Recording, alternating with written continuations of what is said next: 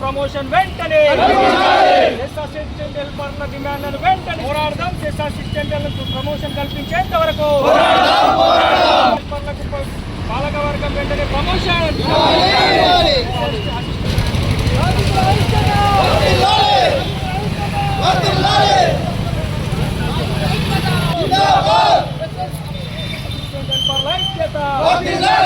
Assistant హెల్పర్లకు promotion వెంటనే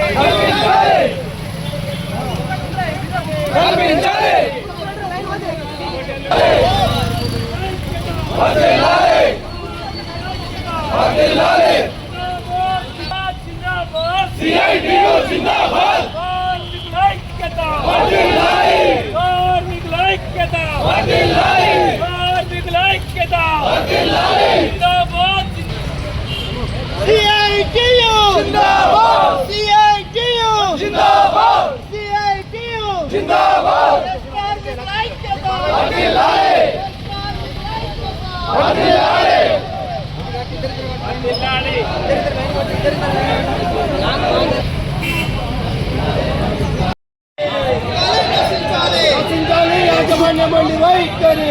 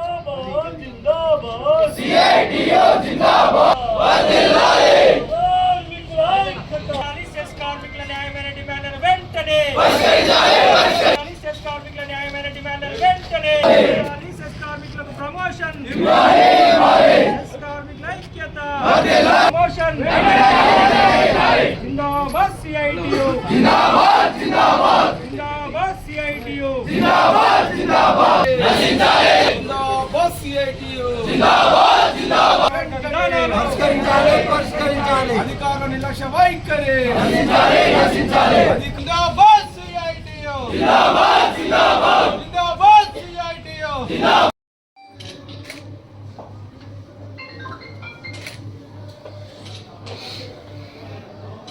ఈ సెస్లో పనిచేస్తున్నటువంటి కార్మికులు అత్యంత కీలకమైనటువంటి కార్మికులు, చాలా స్కిల్డ్ ఎంప్లాయీస్. అంటే ఈ సిరిసిల్ల జిల్లాలో ఉన్నటువంటి 27 లక్షల మంది వినియోగదారులకి కరెంట్ ఇవ్వడంలో వీళ్ళే ఈ అసిస్టెంట్ హెల్పర్ అని పేరు పెట్టారో వీళ్ళు చాలా కీలకమైనటువంటి మనుషులు. అయితే వీళ్ళనే వాస్తవానికి ఏపీఎస్సీబీ రూల్స్ కానీ లేదనుకుంటే మనకి ఇప్పుడు తెలంగాణలో ఏర్పడినటువంటి ట్రాన్స్కో డిస్కామ్లు ఈ విషయాల్లో కానీ చూసినట్లయితే జూనియర్ లైన్మెన్ అని పిలవాలి. కానీ మరి ఏ చదువు లేనటువంటి సామాన్యమైనటువంటి అడ్డం మీద పనిచేసుకునే వాళ్ళలాగా అసిస్టెంట్ హెల్పర్ అని పిలవడం అనేది చాలా దుర్మార్గమైంది. దీనిని మేము చైర్మన్ గారి దృష్టికి తీసుకుని వెళ్ళాము, కమిషనర్ గారి దృష్టికి తీసుకుని వెళ్ళాము, ఎండీ గారి దృష్టికి తీసుకుని వెళ్ళాము. అయినా వాళ్ళ విషయాల్లో ఏ రకమైనటువంటి మార్పు లేదు. అట్లాగే వీళ్ళకి చాలా రోజుల నుంచి, చాలా సంవత్సరాల నుంచి ప్రమోషన్స్ ఇవ్వాలి. ప్రమోషన్స్ ఇవ్వడం అంటేనే ఇంక్రిమెంట్ రావాలి, యాన్యువల్ ఇంక్రిమెంట్. అది కూడా ఇచ్చే పరిస్థితి లేదు. దీని మీద కూడా మాట్లాడుతూ ఉంటే చైర్మన్ గారు, ఎండీ గారు చెప్పేది ఏంటంటే మా చేతుల్లో ఏమీ లేదు, హైదరాబాద్లో ఉన్నటువంటి కమిషనర్ గారితో మాట్లాడండి అంటారు. మేమే స్వయంగా కమిషనర్ గారు సెక్రటేరియట్లో ఉన్నటువంటి కమిషనర్ గారితో మాట్లాడితే ఇది ఇండిపెండెంట్ బాడీ, పాలక వర్గాన్ని తన ఇష్టానుసారంగా ఇక్కడ ఉన్నటువంటి పద్ధతుల ప్రకారంగా ఎన్పీటీసీఎల్లో ఇస్తున్నటువంటి పద్ధతుల ప్రకారంగా వీళ్ళకి ప్రమోషన్స్ ఇవ్వచ్చు, ఇంక్రిమెంట్లు ఇవ్వచ్చు, గ్రేడ్ చేంజ్ చేయొచ్చు, జూనియర్ లైన్మెన్ అని కూడా పెట్టుకోవచ్చు అని చెప్పి కమిషనర్ గారు చెప్పారు.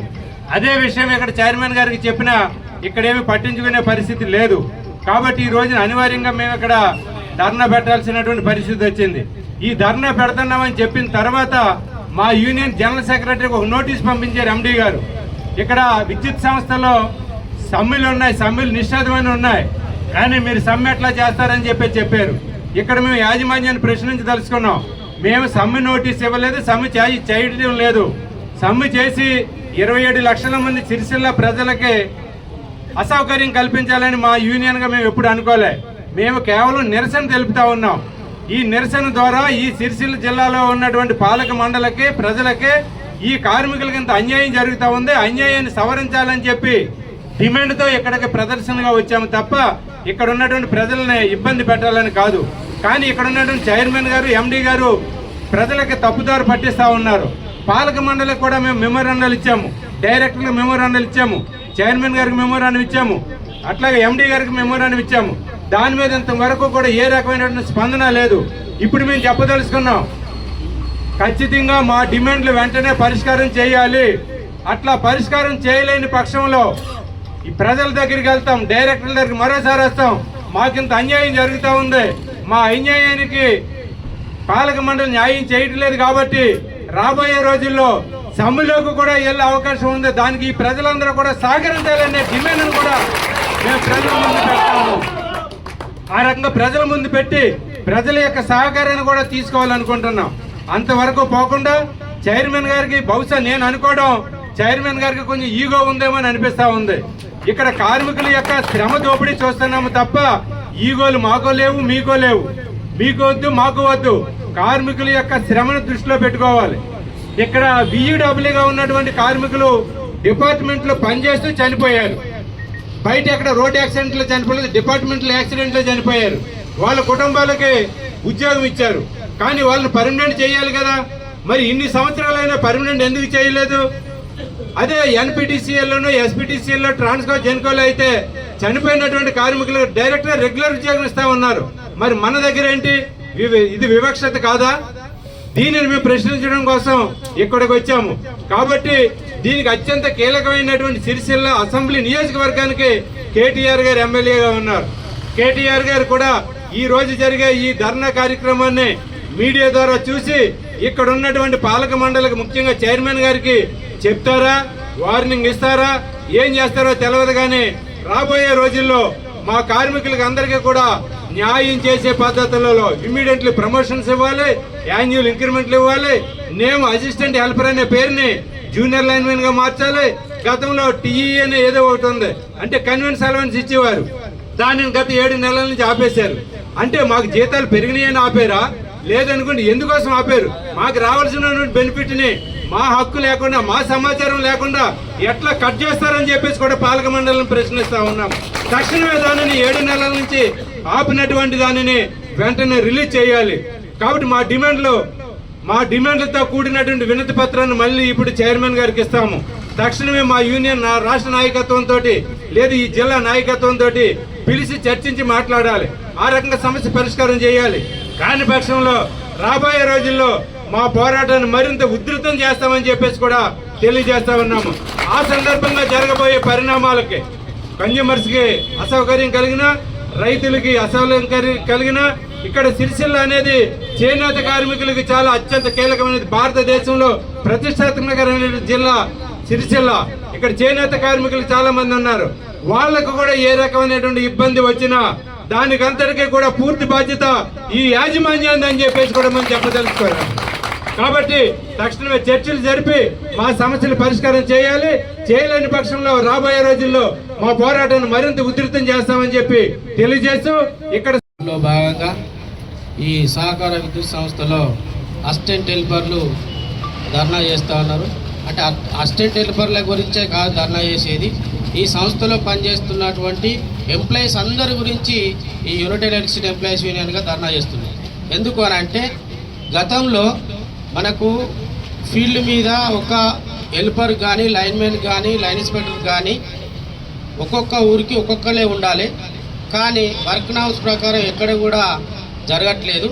దాన్ని దృష్టిలో పెట్టుకొనే ఒక్కొక్క క్యాండిడేటు 4 ఊర్లు, 5 ఊర్లు, 10 ఊర్లు తిరుగుతాండని గవర్నమెంట్ FTA అంటే TA బిల్ సౌకర్యం కల్పించాలని గవర్నమెంట్ జీవో కూడా ఉంది. దాన్ని ఇన్ని రోజులు ఇచ్చి గత 8 నెలల నుంచి ఆ FTAని కట్ చేసింది. ఆ FTAని కట్ చేసింది ఒకటే కాకుండా ఇంకా ఈ అసిస్టెంట్ హెల్పర్లు ఎవరైతే ఉన్నారో ఈ ఎంప్లాయీస్ అందరికీ ఇంక్రిమెంట్లు కలిపి వీళ్ళందరూ CIT యూనియన్లో జాయిన్ అయ్యారు. యునైటెడ్ ఎలక్ట్రిసిటీ ఎంప్లాయీస్ యూనియన్లో జాయిన్ అయ్యారని ఉద్దేశంతోనే సెప్టెంబర్లో రావాల్సిన ఇంక్రిమెంట్ను కూడా ఇప్పటి వరకు కూడా ఇంక్రిమెంట్ కలపలేదు. అంటే యూనియన్ కార్మికుడు ఆయన హక్కును అడగకూడదా మేనేజ్మెంట్ను అని అడిగినంత మాత్రాన నువ్వు ప్రతి సంవత్సరం ఇంక్రిమెంట్ కలిపి ఈ సంవత్సరం కలిపలేదు. అదే ఈ ఆఫీసులో టోటల్ సంఖ్య 360 మంది ఎంప్లాయీస్ ఉంటే 360 మందికి ఇంక్రిమెంట్లు ఆపిరా, ఓన్లీ అసిస్టెంట్ హెల్పర్లకే ఇంక్రిమెంట్లు ఆపిరా అనేది కూడా మాకు సమాధానం చెప్పాలి. అంతేకాదు గతంలో ఎంప్లాయీ చనిపోతే వారికో రెగ్యులర్ ఇచ్చినావు, ఈరోజు ఈడబ్ల్యూసీ కారుణ్య నియామకం జరిగితే వాళ్ళకో ఎంప్లాయీస్కు రెగ్యులర్ చేయలేదు. ఇది ఎందుకు అంత పక్షపాతంగా చూస్తున్నారో అది కూడా మాకు సమాధానం చెప్పాలి. అంతేకాకుండా ఈ మిగిలిపోయిన ఎవరైతే VW ద్వారా అసిస్టెంట్ హెల్పర్ అయ్యారో కాని వాళ్ళు కూడా ఈ సంస్థలో కొంతమంది ఉన్నారు, వాళ్ళని కూడా రెగ్యులర్ చేయాలి. ఎందుకు అంటే ఈ సంస్థలో వర్క్ నామ్స్ ప్రకారం ఎక్కడ కూడా సర్వీసుల తగ్గట్టు మనుషులు లేరు కాబట్టి మనకు మనుషులు అవసరం కాబట్టి ఈ చైర్మన్ గారే గతంలో ఎంప్లాయీస్ లేరు, మాకు ఇబ్బంది అవుతుంది, కన్జ్యూమర్కు సప్లై 24 hours ఇవ్వలేకపోతున్నాం అని పేపర్ స్టేట్మెంట్ కూడా ఇవ్వడం జరిగింది. దాన్ని దృష్టిలో పెట్టుకునే ఇప్పుడు కూడా ఆ ఉన్న ఎవరైతే రెగ్యులర్ కాని వాళ్ళు ఉన్నారో VWs వాళ్ళని కూడా రెగ్యులర్ చేసి అసిస్టెంట్ హెల్పర్ అనేది ఆత్మగౌరవం కూడుకొని ఉన్నది కాబట్టి ఆత్మగౌరవం వాళ్ళ మీద నిలపాలనుకుంటే, మీరు పెద్ద తండ్రి పాత్ర పోషించాలనుకుంటే వాళ్ళకి ఇమీడియట్ గా జూనియర్ లైన్మెన్ గా పేరు అనౌన్స్ చేయాలని మా యూనియన్ గా కోరుతా ఉన్నాం. అంతేకాకుండా ఇవన్నీ మనసులో పెట్టుకొని ఎక్కడో మీకు ఫీల్డ్ మీద కానీ అక్కడ కానీ ఇక్కడ కానీ తీస్తామనే ధోరణి తీస్తే మాత్రం యునైటెడ్ ఎలక్ట్రిసిటీ ఎంప్లాయీస్ యూనియన్ రాష్ట్ర కమిటీగా ఊకునే లేదు. CIT యూనియన్ లో పారిశుద్ధ కార్మికుల కాంచి మొదలు పెడితే పైలట్ వరకు మా కార్మికులు ఉన్నారు, మిమ్మల్ని ఎక్కడ కూడా ఊకునేదే లేదు, ఖచ్చితంగా తాట తీసే విధంగా చేస్తాము అని హెచ్చరిస్తా ఉన్నాం. తక్షణమే ఈ డిమాండ్లన్నిటి మీద చర్చలకు పిలిచి సానుకూలంగా స్పందించాలని ఈ MD గారిని అదేవిధంగా చైర్మన్ గారిని సగౌరవంగా కోరుతా